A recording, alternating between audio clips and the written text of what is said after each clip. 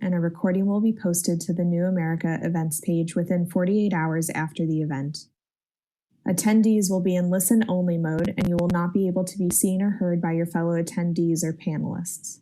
Therefore, we encourage you to share your comments and questions in the Q&A features, which can be found at the bottom of the screen. Thank you for joining us. We will begin momentarily.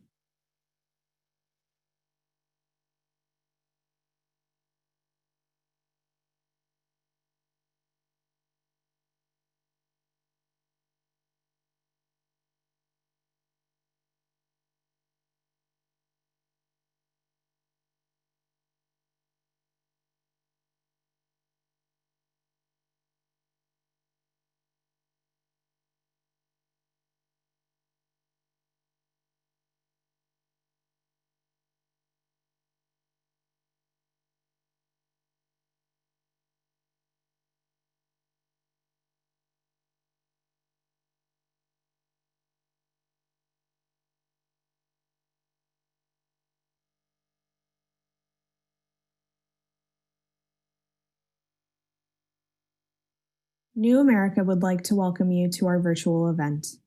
The program will begin momentarily. While we are waiting, I want to review a few housekeeping notes.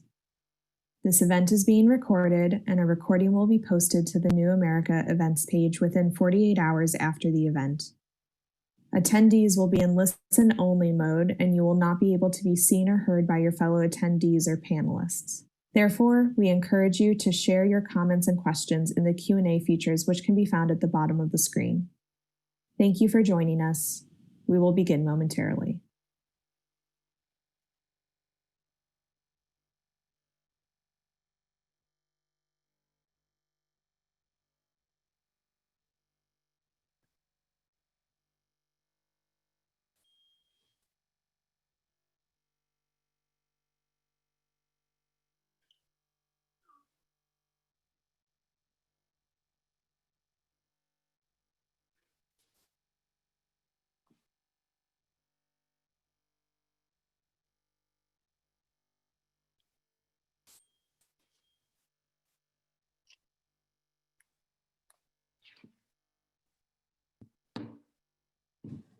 Okay, Sam, it's over to you. Thank you. Thank you. Hi, welcome. My name is Sam Sachs. I'm a cyber fellow at New America and a senior fellow at the Yale Law School Paul Tsai China Center. I'm thrilled today to be joined by David Gossett, who's a partner with the Technology Privacy and Security Group at Davis Wright Tremaine. He's also been a litigator in the WeChat case. And Jen Daskell, who is professor and faculty director at the Tech Law and Security Program at American University, Washington College of Law, and is also this year a fellow with us at New America, where she's working on a very exciting project, which Jen, I may put you on the spot and have you talk a little bit about that today as well. Unfortunately, James Mulvenon could not join us. He has a very sick golden retriever. So we are all going to do our best to channel the national security perspective from James here in the conversation. So before we get started, just very briefly to recap where we've been, I think it's been a dizzying few weeks and months looking at the August executive order ban in which the president declared a national emergency to ban TikTok and WeChat. We also have an ongoing CFIUS review, which is the Committee on Foreign Investment in the United States investigation into the national security risks of the foreign acquisition piece of this deal, of the ByteDance acquisition of TikTok. And simultaneously, we have trickling through the system lawsuits, which David Gossett has been on the front lines of it, can talk with us about. And I think what's at stake here is we're talking about privacy, we're talking about cybersecurity, free speech, and the future of the global internet, not to mention US-China relations and tech competition among two great powers. So let's get started, and I want to turn it over to David first. David, get us up to speed on where we are with the lawsuits, both WeChat and TikTok. And I will say, although we are talking about TikTok and WeChat as a package today, these also are very distinct sets of issues. And we'll do our best as well to be specific about what's at play in each of these distinct sort of landscapes as well. But David, let's kick us off and get us up to speed on how to think about what the lawsuits mean, what comes next. Delighted to, and thank you so much for inviting me to join you today. As Sam said, on August 6th, the president issued these two executive orders, one banning in sort of not entirely well-defined terms TikTok, one banning in not entirely well-defined terms, but more or less identical to the other one, WeChat. One slight correction I'll make to what Sam said is these didn't declare a national emergency. These both were issued pursuant to the national emergency the president declared back in May 2019 on the ICTS supply chain, the Information and Communications Technology and Services supply chain. He declared that national emergency 14 months before, and most of the discussion had after that declaration been about Huawei and other companies that deal with internet backbone technology, and we can get into that. But in any event, fast forward to August 2020, and he says, I'm banning TikTok and WeChat. And we'll get into various reasons he might or might not have done that. In those two executive orders, he said, these take effect in 45 days, so September 20th. And before September 20th, the Secretary of Commerce, Wilbur Ross, will issue some form of identification clarifying what is actually being banned by the executive orders. It also says that they can enforce the bans without advance warning, so it's a little ambiguous exactly how that was likely to play out, which worried people quite a bit. In any event, this happened back in August, and the companies and users of these apps got quite worried. And in fact, there are at this point 4 separate lawsuits that I'm going to briefly note. I represent the plaintiffs in the only lawsuit about WeChat, which is the U.S. WeChat Users Alliance versus Trump and Ross.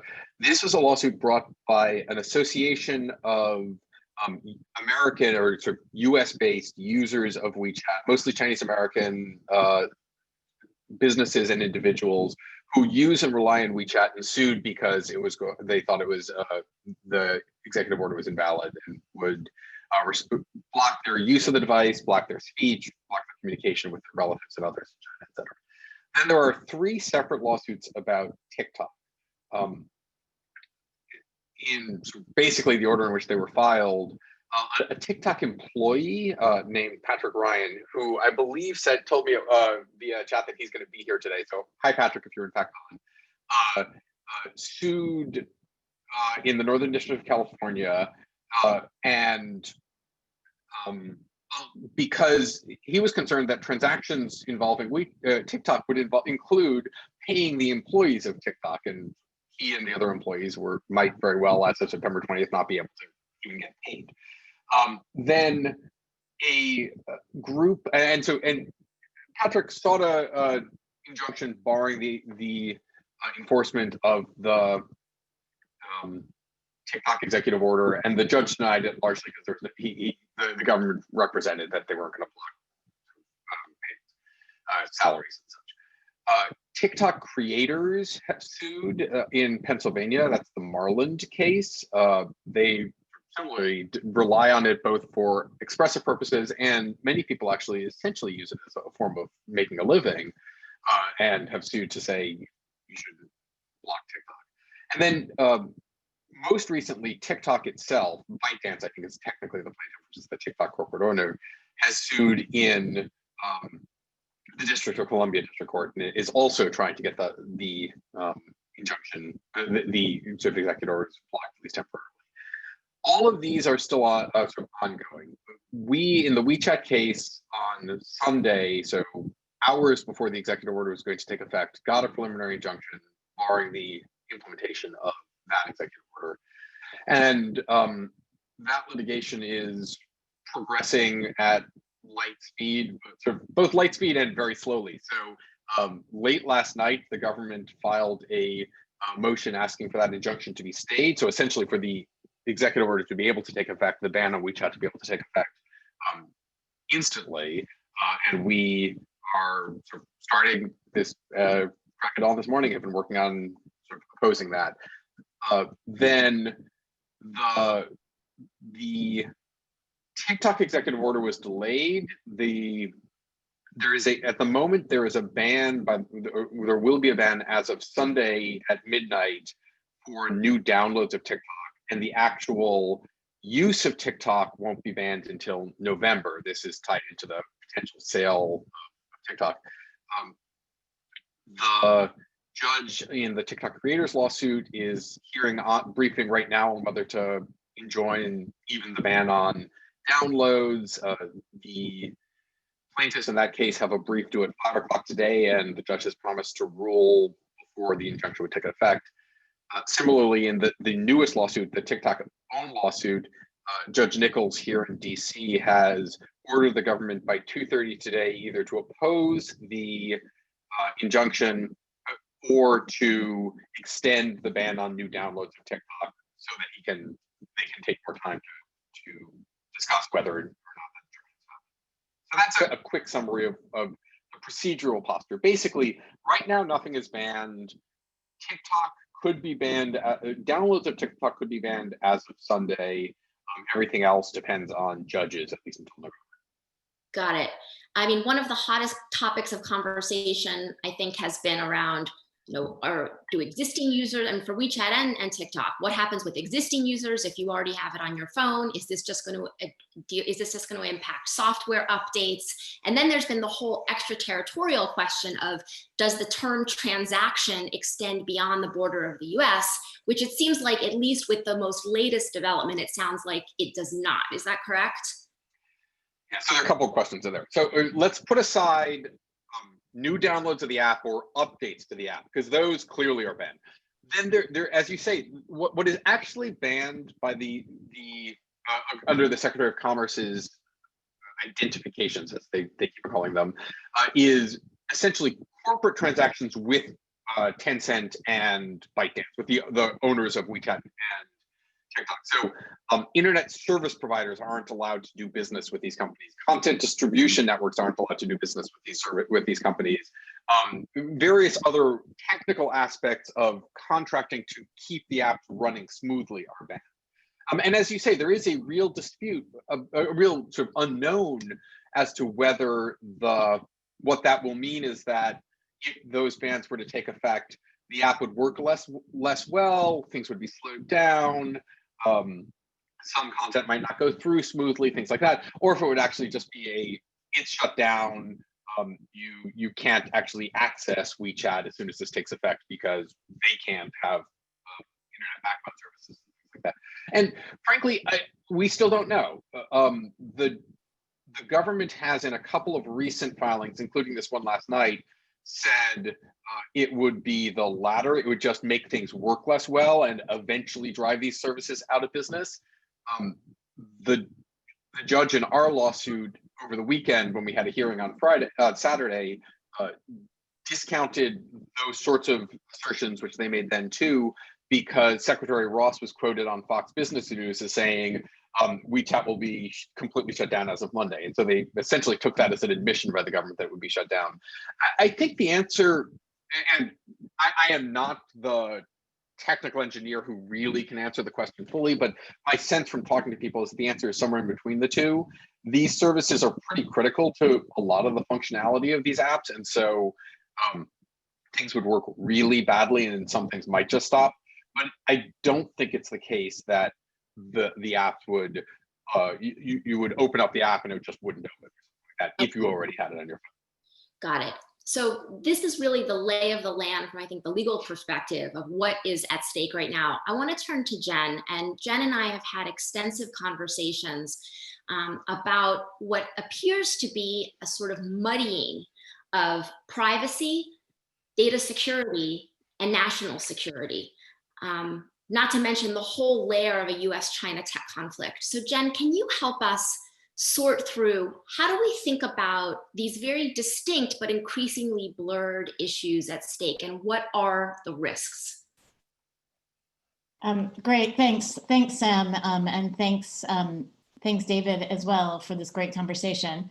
Before I get there, I just want to add in one additional layer of complication to add on to the litigation issue, which is this question of the potential sale and all the back and forth that's gone on with that. So that's another layer of complexity that, with respect to TikTok, again, as Sam, as you rightly pointed out at the beginning, there. Although we're talking about both lawsuits, they raise a whole set of separate equities, legal issues, and also policy issues as well.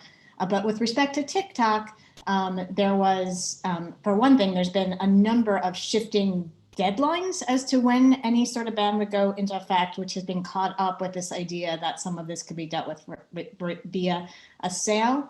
This was first kind of came to the attention of the American people when President Trump announced that he would approve a sale of a very American company to purchase TikTok. And for a while, it was presumed that would be Microsoft.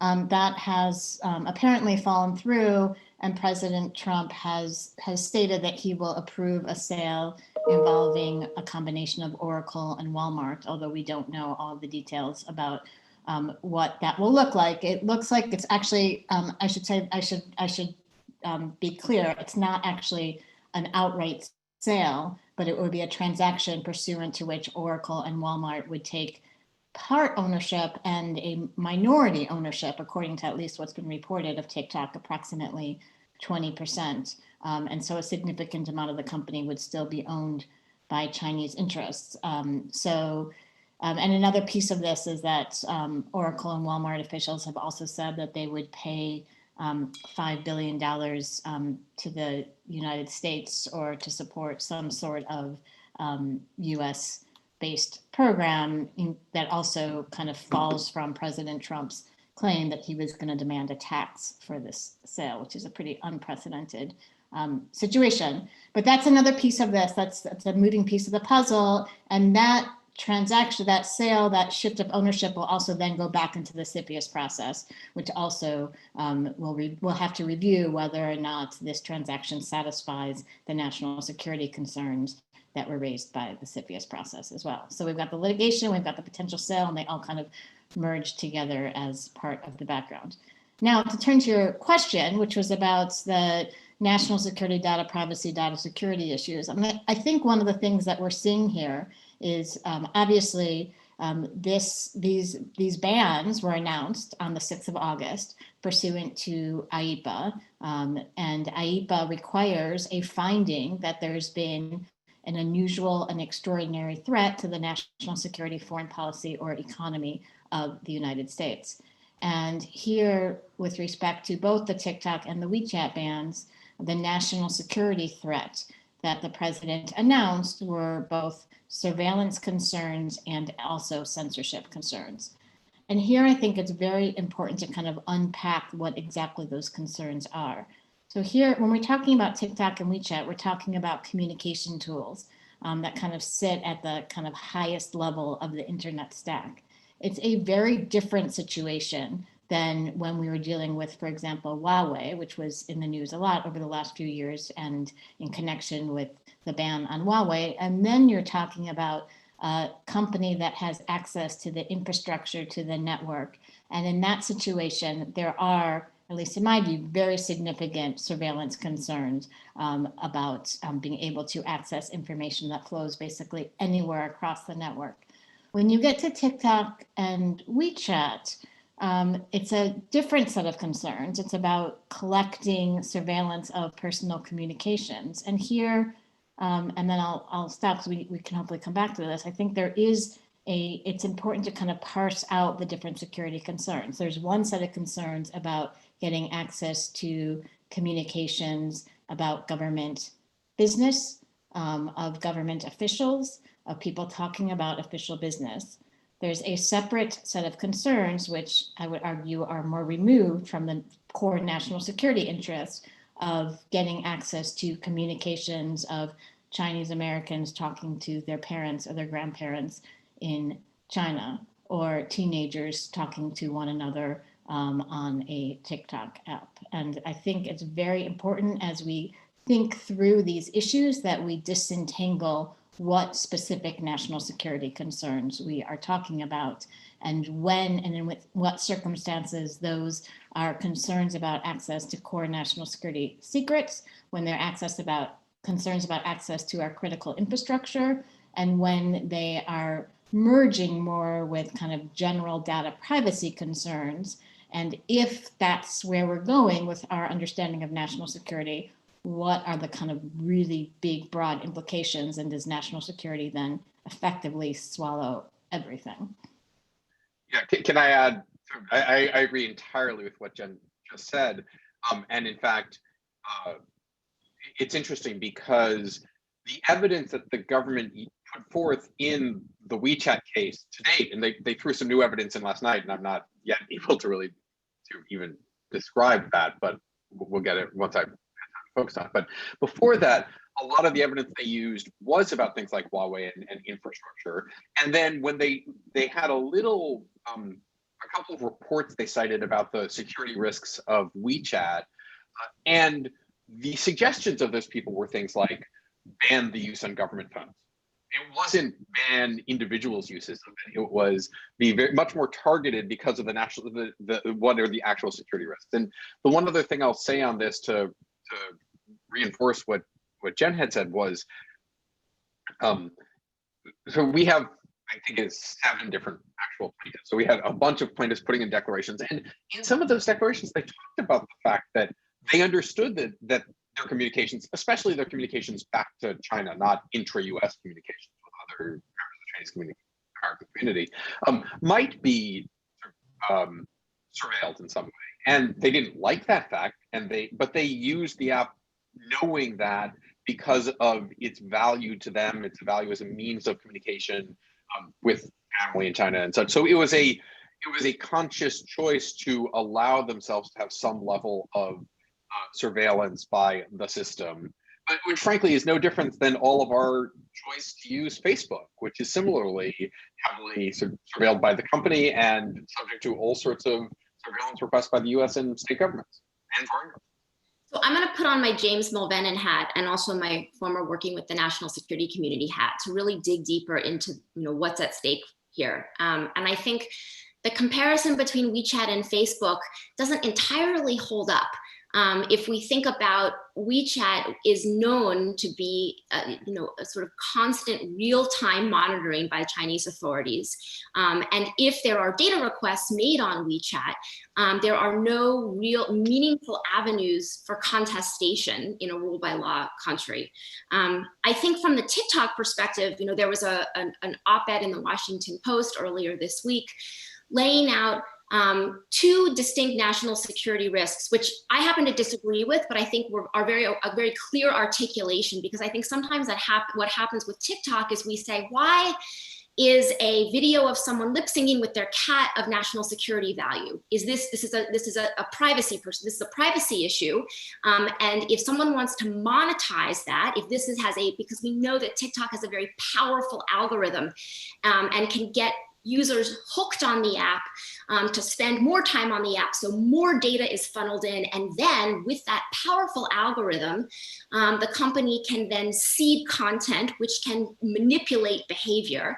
And what this Washington Post article identified were 2 risks. One is that algorithm, the better it gets, the more data that's fueled into that algorithm, and it gets more refined. What's to say that in China's military civil fusion system, that algorithm is not going to get better at targeting a missile? It's the idea of more users, let's fire a missile.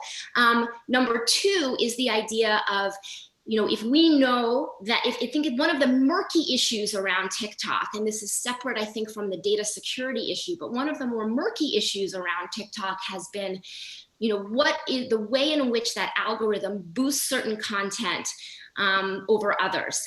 And we know that there have been cases, for example, around, there was a user who was curling her eyelashes while talking about Xinjiang, and then her account was sort of mysteriously deactivated, apparently according to a technical glitch.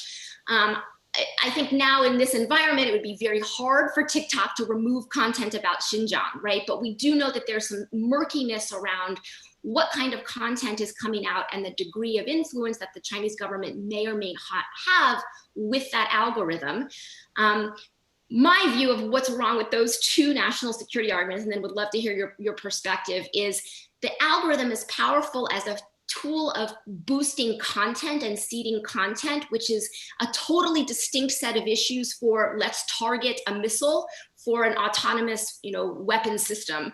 It's quite far-fetched, and I think there's an exaggeration around the extent to which the military-civil fusion is so pervasive and effective within the Chinese bureaucracy. James may have some, may just challenge me on that perspective, but that's my view.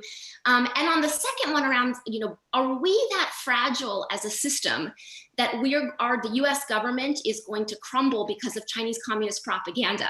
I think your average TikTok user, if they were fed Chinese communist propaganda, would probably just delete the app. I mean, the whole point is to feed people things that they actually want to see to get them hooked. And we know that while Russia has been very sophisticated in the ways that it has seeded misinformation into the system, everything that we know about the way China conducts these overseas information operations is much more, one, heavy-handed, and two, about Chinese domestic issues. Can you influence the way that dissidents are talking about things like Hong Kong and the South China Sea, and those sorts of issues? And Uyghurs and things like that. Uyghurs, exactly. Anyway, that was a long sort of dip into the national security side, but any responses, either Jen or David, on those points? I think there are really important aspects of this conversation. So I think when we talk about the national security issues, there are really three. There's one, the AI claim, which applies to TikTok, not WeChat. And I share your skepticism. And again, I'm not a tech expert. I'm not a technologist, but having spoken to many people who work in AI, I think there's, I've been told that my skepticism about this idea that just because you get access to data and just because you have developed an AI tool in one context necessarily translates to a different context is that your skepticism is apt, that it's very real. And so I share your skepticism about the AI point. The second one is the surveillance issue. And then again, to go back, I think we have to distinguish who's being surveyed and for what purposes. And when, the argument there, the national security argument there is that even if we're not talking about government officials, even accessing data about ordinary individuals, there's the capacity to influence in ways that may, in some cases, provide some sort of concern, threat, et cetera. And again, that may be true, but here we also have really big equities on the other side. And so I think we need to think through both what is the seriousness of any national security claim and think about that in connection with, especially with WeChat and also with TikTok, the free speech implications on the other side. And then finally, there's the censorship issue. And I think it's, if you're going to take the national security perspective, it's more than just the censorship of the kind of human rights censorship issue, which is a real concern, but it's harder to say that that's necessarily a national security concern. I think the bigger threat is one that would be associated with concerns about election influence. And Sam, you're right that China's been a lot less sophisticated historically than Russia with regard to election influence. But I think that is the claimed concern. And again, the question is, what do you do about it? And is the risk that there's some sort of influence justify the entire ban of an entire app? And particularly, again, once you balance the other equities at stake, I think there's some serious concerns about that approach. I want to get back. Can I add 2 points on that before you? Go ahead. And the first, because on the last point, I think obviously, sort of foreign influence in our political discourse and other forms of discourse is a big deal.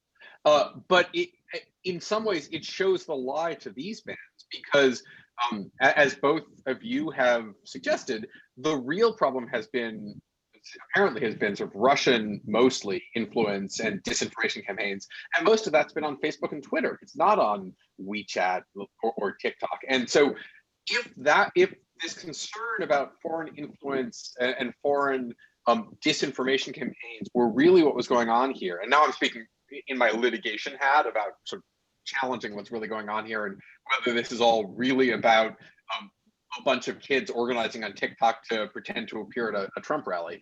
But if this was really about sort of the disinformation campaigns in the US, then why are we focused just on WeChat and TikTok? Why aren't we thinking also very seriously about sort of regulation of Facebook, Twitter, other things? And then you get into all the constitutional and other questions about this. But it seems like a solution to the wrong problem. And the other thing I will flag, because you, Sam, you had made this point about, so people don't know about the surveillance and such, but, and obviously the government would say, my answer is sort of off point, but the US government does exactly the same thing. I mean, the US government routinely brings subpoenas to cloud providers and sort of other internet service providers for material about individuals with under theories and under statutes which doesn't require any notice to those people. So yes, China is, the US government would say, but we're concerned about the foreign interference in our case, but we do the same thing. So it's a little hard to push. I mean, I think there's just no way possibly to compare law enforcement access to data in China with law enforcement access to data in the US system. I mean, Jen, can you help us? How should we think about these, what is the process by which how does that work in the US? Is David's point fair is that an accurate comparison? So I don't think I think that there's clearly the access to data concerns in China are significantly greater than the access to data concerns in the United States. And in the United States, the bigger concern is a lack of significant, really meaningful consumer privacy protections. And that's, if we're going to go down the road of talking about the real problems here, the underlying problems here about malicious foreign interference, and also data security, data privacy. I mean, I think that there's a whole set of issues that the US needs to tackle that have nothing to do with Chinese-based companies or Chinese-based apps that really would go a long way to providing the kinds of protections that are needed. But, I think it's also quite clear that, that the US law enforcement is subject to a very robust number of constraints and rules with respect to access to data in ways that just do not exist in China in anything comparable or even close. It's a cheap point, I will admit it. Although, and I will say, coming from me, I've done a ton of work looking at the evolution of China's data protection system. So it's funny that this argument is coming from me, right? Because we know that China has actually moved rapidly in putting in place, at least in writing, laws and regulations and standards that do actually attempt to put some guardrails in writing. I would argue that those guardrails are more meant as a check from a consumer privacy standpoint as far as what companies are able to do with data. At the same time, you have massive surveillance authorities given to the government to do what it wants, right? And then there's a question about, is there transparency? Is there meaningful avenues for oversight and contestation, even as we're seeing the rollout of those laws and rules in China? But I want to pivot more to this point about the lack of federal privacy law in the US, because oftentimes one of the arguments that comes up is this idea of reciprocity. The idea that, well, China banned Google and Facebook and TikTok, and they have the Great Firewall. So now it makes sense that the US government should finally wake up to the reality that an open, free internet is an illusion, and just give China a taste of its own medicine here. There are a couple of problems with that argument. One of which is, I think the way to actually truly technically be reciprocal would actually be to pass federal privacy law or have at least a set of clear country agnostic criteria that TikTok and WeChat and others would be subject to. And then if they're unable to comply with those, then they're banned from the market. So that's actually what it would look like if it was true reciprocity. The other, of course, is China does a lot of things that I think probably are not a good idea to mimic. And to Jen's point about, well, what are the equities at stake? If we go down this path, what is the purpose of reciprocity? What are we trying to achieve? And what are the equities at stake if we do this? And we talked about sort of the precedent that this could potentially set. And the Oracle TikTok deal, I think, sets a precedent for industrial policy and the ability of the US government to interfere, requiring a domestic company to take a stake in exchange for market access, which in my mind just legitimizes China's model, because that's what's required for US firms to operate in China. So anyway, that's a lot to throw out there. David, you look like you wanted to hop in and say something. I mean, I agree with everything you just said, but I mean, it feels very much like throwing the baby out with the bathwater. We have a situation where China has a whole bunch of policies, the firewall among them, that are fundamentally inconsistent with what we and sort of American civil libertarians and technologists think is and should be the nature of the internet. And our response to that shouldn't be to similarly to just destroy what the internet has been and what has led it to being such a great success and such a huge instrument of change in sort of the world over the last 2-3 decades. Jen, can I put you on the spot for a moment to talk about the project that you're going to be doing at New America this year? Because I think it really feeds into this issue of how do we address some of the real challenges right now in what a US internet governance model should look like in ways that actually are much bigger than this US-China spat. Sure. Before I do that, I just want to go back to the conversation, because I received, as we were talking, I received a comment, which is a fair one, from an audience member about the ways in which we are kind of underselling the scope of potential China influence in the information space, and that pointing out that Russia's been better than China doesn't predict the future, and China's getting increasingly more sophisticated and increasingly effective in the information space, and it is, and the concern is that the Chinese government is using its technology tools and its communication systems to spread its message and to use to engage in information conflict in a more sophisticated, potentially dangerous way. So I just wanted to acknowledge that point, and that being said, the question still remains: what do we do about that? And do we think that a complete ban on the apps is the right response to that? And there I have a number of very significant questions and concerns. But going back to your initial question about what my project is, it's exactly that. It's looking at the ways in which we have it was just a little over a decade, or coming in 11 years, that then Secretary of State Hillary Clinton gave her kind of famous free and open internet agenda speech in the museum here in Washington, D.C., where I am currently, and kind of promised this very utopian world in which the internet would connect us all, and we would be free and open, and the best voices would be lifted up, and contrasted that with the authoritarian model, in which there was an assumption that the authoritarian model was obviously wrong normatively, but also would lead to slow and poor economic growth, and was on the demise, while the free and open internet agenda was on the rise. And what we've seen in the last decade is just this enormous amount of harms that are being perpetuated online from all kinds of sources. Some of this in the information conflict space, but a whole range of areas beyond that. And in the course of responding to that, we in the United States, across the world, we are increasingly adopting tools, techniques, practices that were once kind of condemned and associated with authoritarian regimes. And I think my project is both mapping that out and also thinking through what are the stopping points. And this goes back to a comment that I think both of you made, but David just said quite forcefully, which is we should not be looking to China as the model to be mimicking. And so the arguments that I've heard over and over again in the wake of the TikTok and the WeChat bans is, we're not stopping free speech. It was China who did it. It was China who kicked out all those companies. And so if China just let in Facebook, if China just let in our communication tools, then Chinese Americans would be able to communicate with their family and friends in China. It's China's fault, not ours. But the reality is that we are starting at this baseline where, for reasons that are not at all ideal, those companies have not been allowed to operate in China, and at least they've not been allowed to operate in a way that's consistent with core values and freedoms.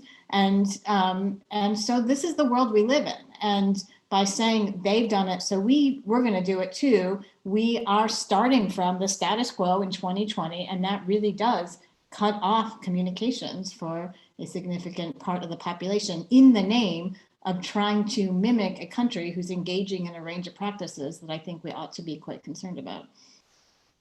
Yeah, and can I add? Back, just to say real quick, going back to the original executive order on ICT supply chain executive order that this is based on, if you look at the language of this, it gives the Commerce Department vast authority to ban any transaction to the quote unquote digital economy.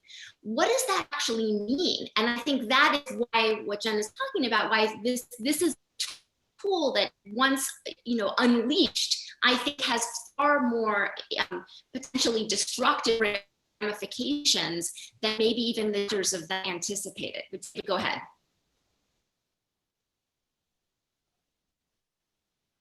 David, do you want to jump in? Okay, sure.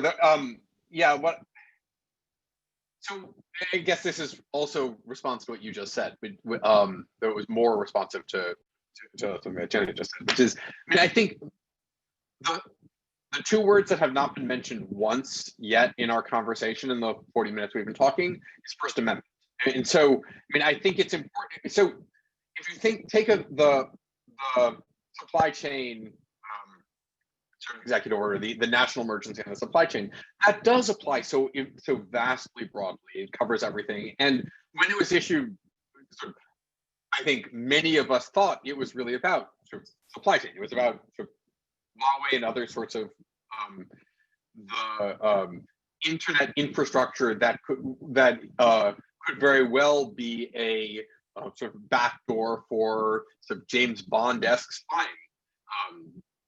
But you then jump from there to WeChat and TikTok, which are communicative media on which people themselves are talking, and they're using it to for everything from putting up stupid videos to having deep discussions of politics and other things.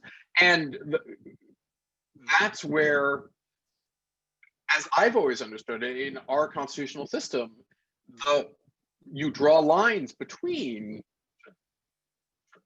Huawei, and I don't know enough about the technical aspects of Huawei to know whether Huawei should be banned or not. I'm not using them as a bugaboo in the sense that they're bad. I'm just using them in the sense of they are the kind of equipment that if there were real security risks, I would understand how we would want to ban it.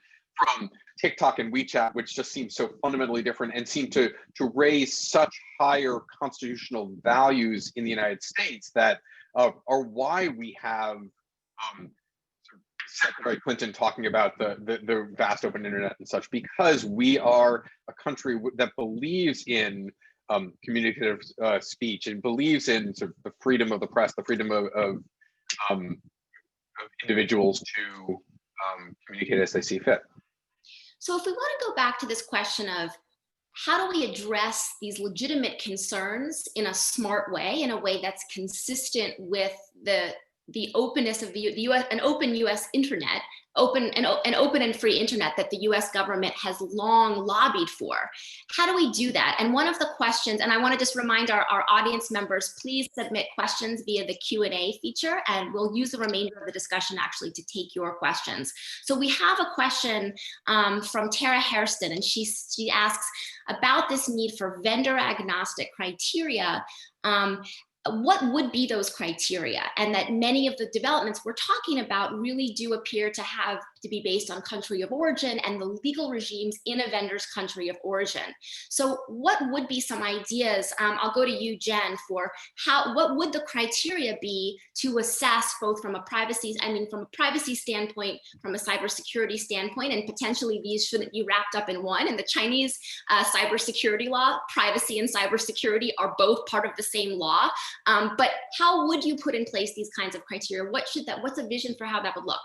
Right. So great question. And just to be clear, I don't think that the data privacy, data security, I think that there is a real need for strong data privacy, data security protections. I don't think that in and of itself solves the separate problem of foreign ownership and potential foreign access by a country or an entity that we're concerned about. So I just want to make clear that I think it's a piece of the problem, but it's not an entire solution. And the other thing I want to say before I answer your question, which is a great question, is we keep on talking about the whole premise of this project that I'm kind of embarking on is to be quite skeptical of even the language free and open. Like I don't think we can have free and open to the extent at least free means unfettered.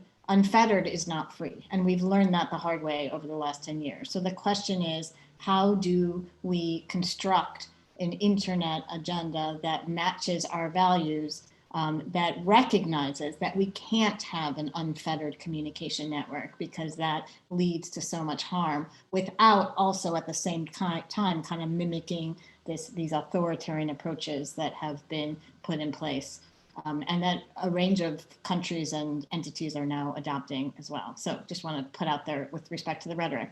In terms of what a good data privacy or data security system would look like, I mean, we could spend multiple webinars just talking about that. But at a minimum, I think some of the things that we ought to be concerned about are limitations on retention of data, protections against sharing of data for purposes beyond for which it was collected,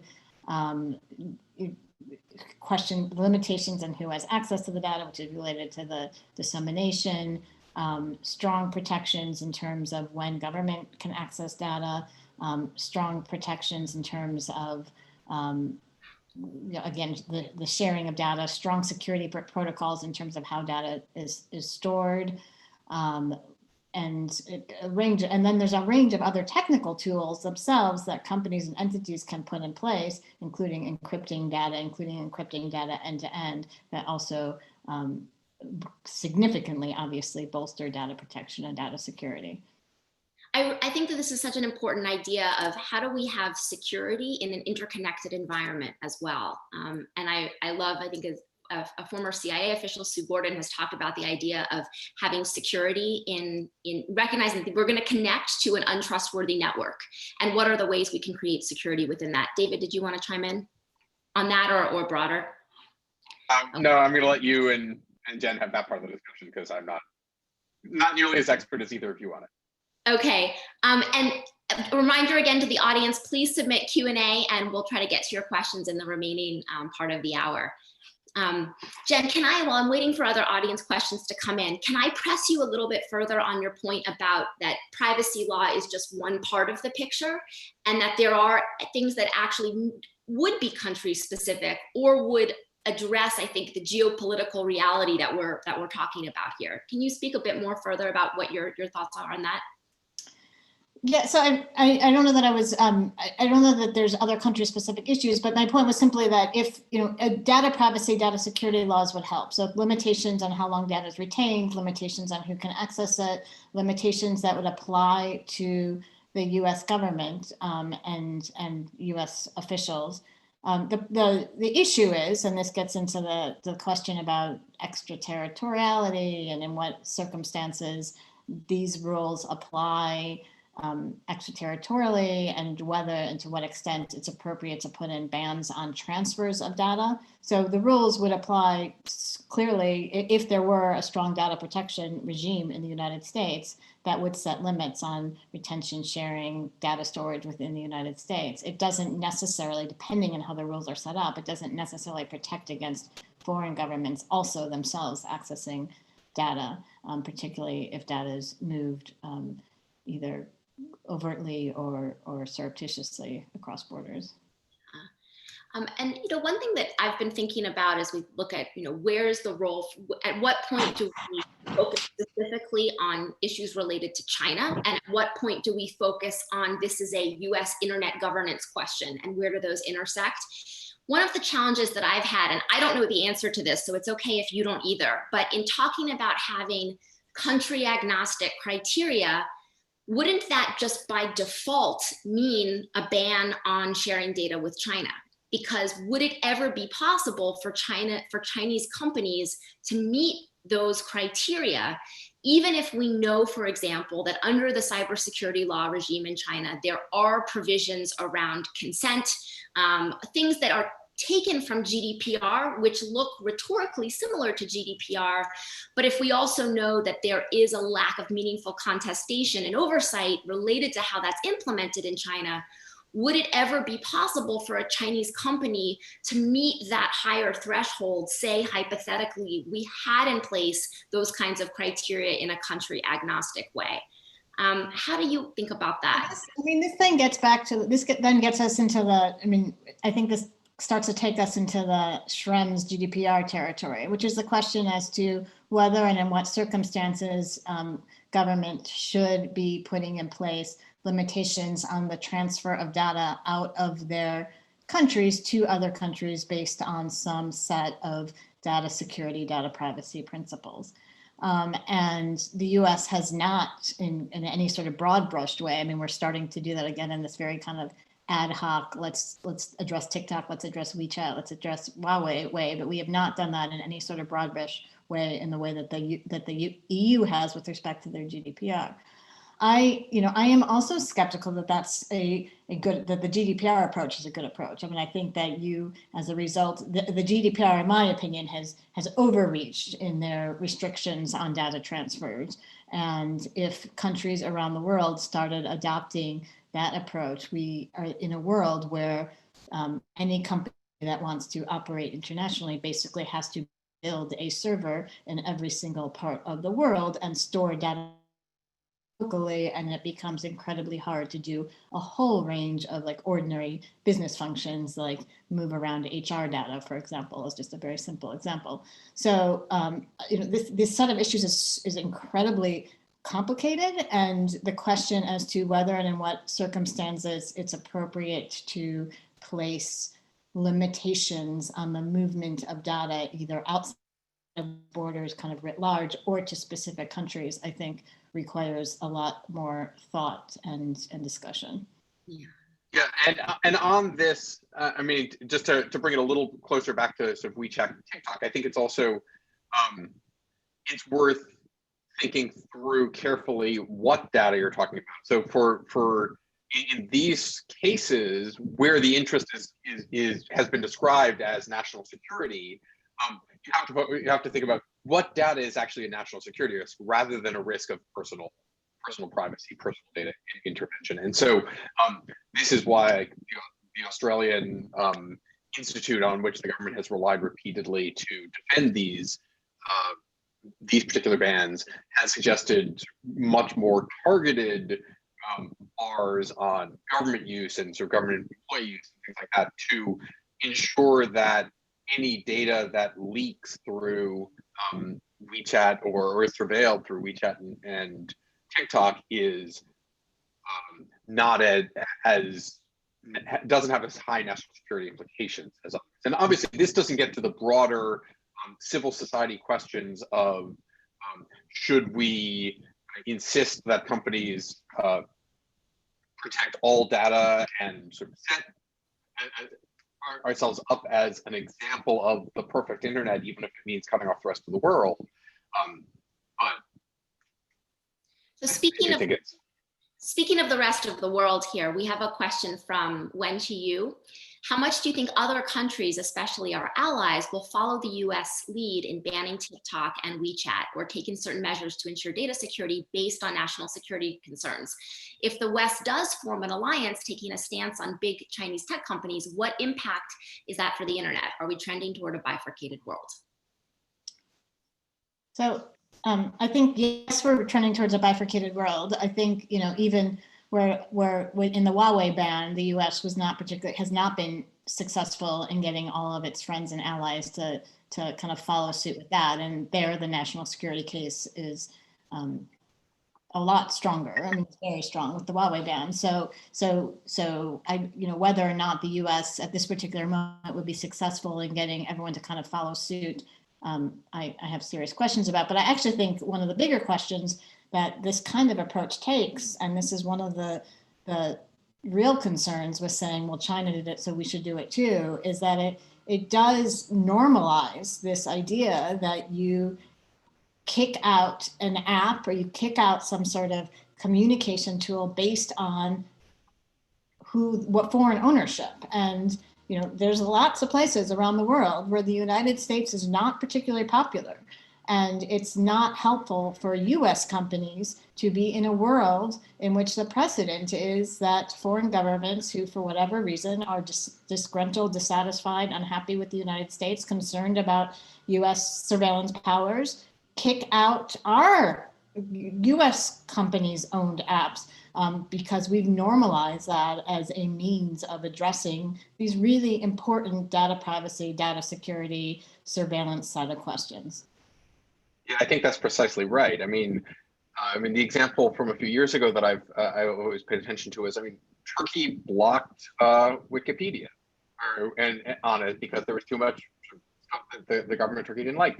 That, to my mind, was a foreign policy issue that needed to be addressed through the traditional foreign policy routes, and we had all sorts of tools to affect pressure on countries that do things that we think are against our national interest or against the world sort of order. But the answer wouldn't be to say, okay, you're going to block Wikipedia. We're not going to let any American company sort of do any business with Turkey. It's not the appropriate response. And so to here, I think, and this is essentially what Jen just said. Using as a response a means that just continues to create sort of a hybridized, bastardized internet around the world without its traditional sort of openness just makes the problem worse. We have one more question before the hour from Carmen Lucero, my colleague at Yale Law School's Paul Tsai China Center. What kind of enforcement mechanisms do you envision for a privacy or data protection law? If we did have such a law, how would we know that Facebook is following it, or Tencent? And I want to just piggyback on that question, which is, if part of the TikTok Oracle deal is to open up the algorithm, is looking at the algorithm one time, a sort of frozen instance of algorithmic review, does that actually get at some of the issues that we're talking about here related to content and information influence? So I would say, to your last question, I would say no, that's not going to solve the problem. In terms of enforcement, there's a lot of different proposals that are floating around in terms of a national data protection, data privacy statute. And the big kind of question in terms of who are the enforcers are, does the FTC continue to play a role, a strengthened role, or does the US go down a route which is much more complicated of kind of mimicking what's been done in the EU and creating separate data protection agencies and new data protection authority, which obviously has the huge hurdles of starting something new and getting something new off the ground. But in terms of what's being discussed right now, those are the kind of two main options that appear to be on the table. Yeah, and on that, I have two small points. One, I think if people haven't read it, I would send them to, there was a proposal back in August by Tom Wheeler, Paul Verveer, and Gene Kimmelman about creating a new sort of oversight agency that was put out by the Harvard Shorenstein Center. That I'm not sure I think it's right, but I think it was a fascinating proposal. And the other thing I will say is, back in 2011, I helped start the Consumer Financial Protection Bureau. I was the first head of defensive litigation there, defensive appellate litigation, and starting a new agency isn't that hard. It takes work, it takes effort, it takes a level of commitment by the government to transfer functions there and such. But it was also one of the most fun things I've ever done, is try to start a new agency from scratch. And I don't think we should think that that's off the table just because, oh my God, we're doing something new. We did it this decade, and yes, there's been all sorts of questions about the precise structure of the CFPB, but it also has done a lot of good, and those questions about its structure have prevented it from, in fact, really improving things after the 2009 class. We're at our time. Apologies, we couldn't get to all of our questions, but please continue to reach out. Hopefully we can continue the conversation. I think what's become clear here is that what is at stake is much bigger than a US-China spat, but really the future of how the internet will be governed. So Jen and David, thank you so much for joining us. Thank you so much for having me.